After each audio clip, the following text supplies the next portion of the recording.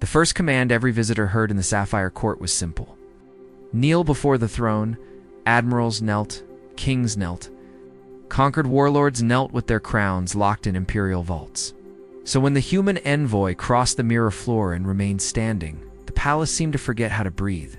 Guards raised pulse spears, nobles leaned forward to watch him die, and Princess Avrine, silent beside the throne. Did something no one expected? She smiled. His name was Daniel Rook. Representative of Earth, former rescue captain. Wearing a dark uniform with old burn marks and a blue planet stitched above his heart, the Empire had invited Earth to sign the Submission Accords, a polite name for surrender. Every smaller world had accepted after seeing the fleets above them. The throne room was theater. Daniel was meant to kneel, swear loyalty, and prove that even humanity understood power. But humans had a dangerous habit. They listened carefully to words everyone else repeated without thinking. The High Herald struck his staff against the floor.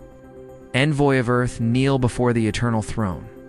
Daniel looked at the throne, a mountain of black crystal grown from defeated worlds. Then, at Emperor Valderon, gold-mantled, smiling like a blade behind glass. Finally, his gaze moved to Princess Avrine, young, silent, guarded by soldiers who watched her more closely than him.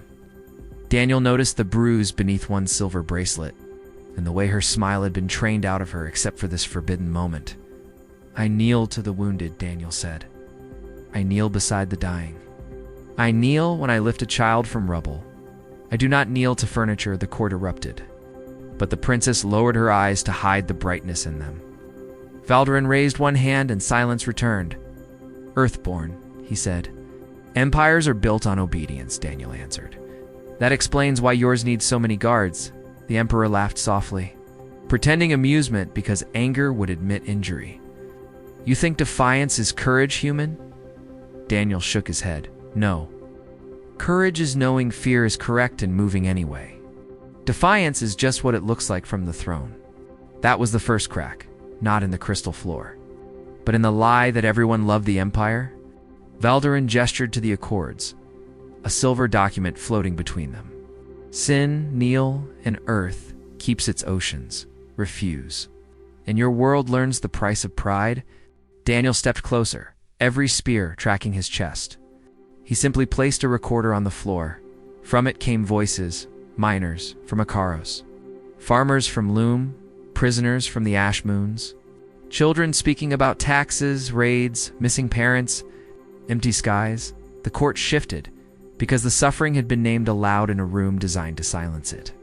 Princess Avrine looked at Daniel then, and her smile became recognition. Valderon hardened. "You bring peasant noise into my court," Daniel said. "No, I bring witnesses." "There is a difference."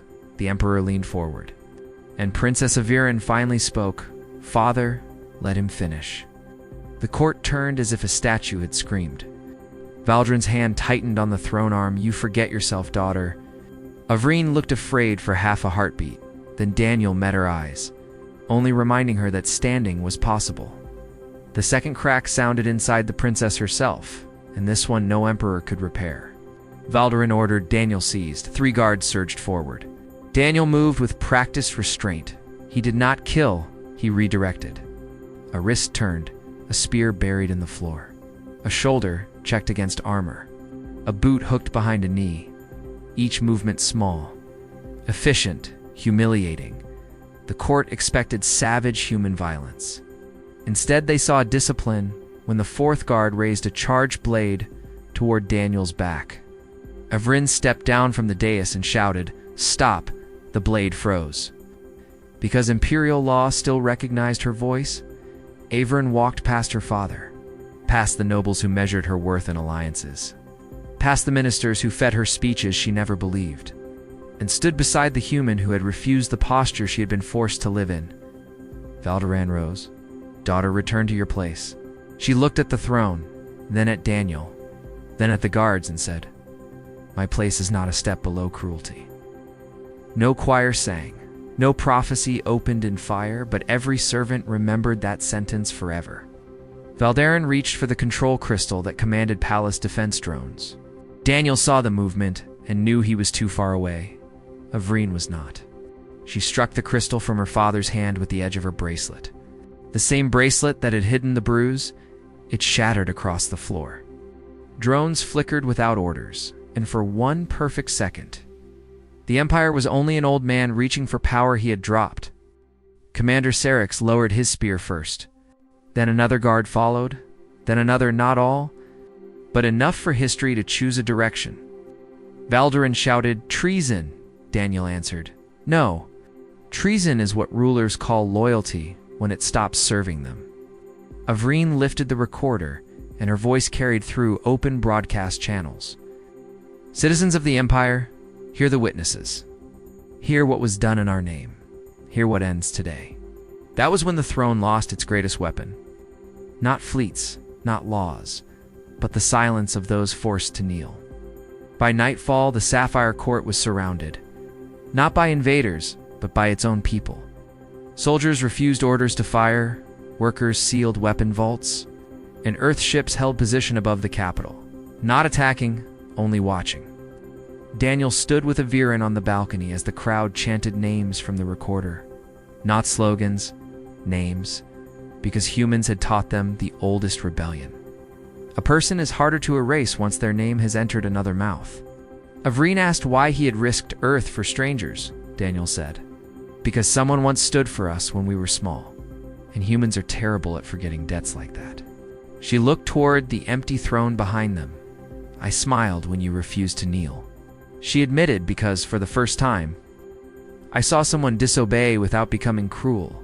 Daniel bowed his head, not to the throne, but to her choice. "Then keep smiling, princess. It makes tyrants nervous years later."